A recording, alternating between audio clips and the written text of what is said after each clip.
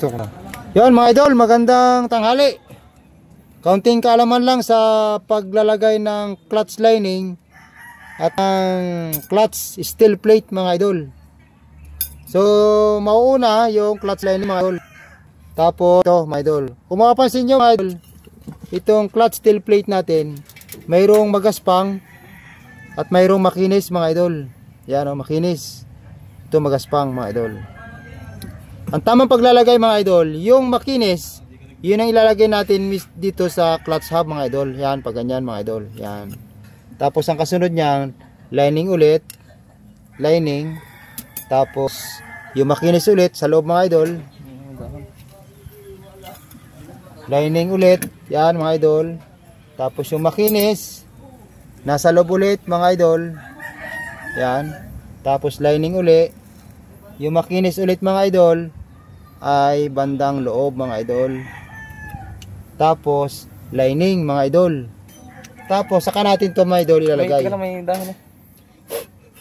Saka natin mga idol ilalagay ito mga idol. Yan, nakaganyan mga idol. Bali, ganyan na itsura niya mga idol pag nakakabit sa ating ano mga idol.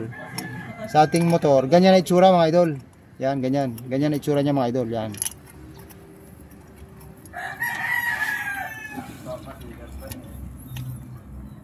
Yan, ganyan ang itsura mga idol. Yan. Ganyan mga idol ang itsura niya. Ngayon, ng tanong mga idol.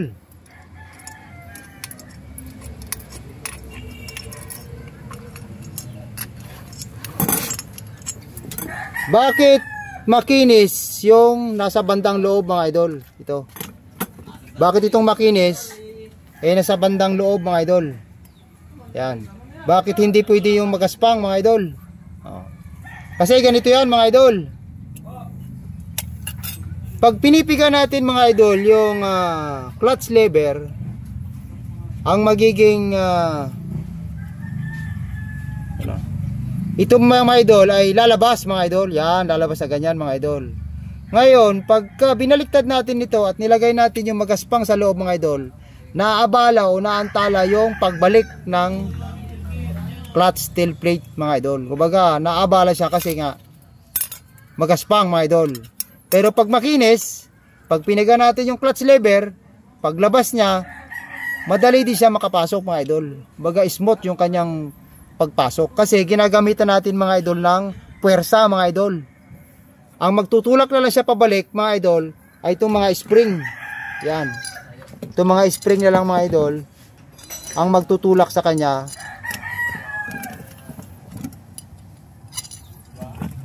pabalik mga idol. Yan.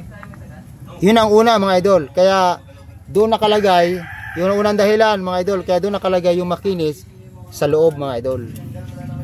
Tapos pangalawa mga idol, kaya dito nilagay yung magaspang sa labas. Kasi nga dito nakalagay yung spring sa labas.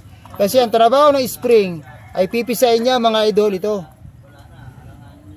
Pipisain niya para humigpit yung kapit ng mga clutch lining, clutch steel plate para gumanda mga idol yung performance, clutch performance natin mga idol. Maganda yung hatak at saka takbo mga idol. Kaya kung mapapansin nyo, pag tayo nagkalas ng lining o papalitan ng clutch lining, ang unang nabuubos ay yung banda rito mga idol. Yung dito mga idol, ito. Tapos salang naman halos ito rin mga idol ang nauubos. Yan. Yung nakadikit mismo dun sa magaspang. Yan mga idol. Yan ang unang nauubos. Kasi nga yung spring nandito, pinipisa niya yung clutch lining para humigpit mga idol. Yan. Para gumanda yung ating clutch performance mga idol. Lahat subukan mga idol. Humawak sin magaspang, di ba? Pag magaspang, hindi siya basta-basta bumibitaw. Kasi nga magaspang. Pag makinis, dumudulas lang yan mga idol. Yun, ganun lang mga idol. Sana nakatulong ako.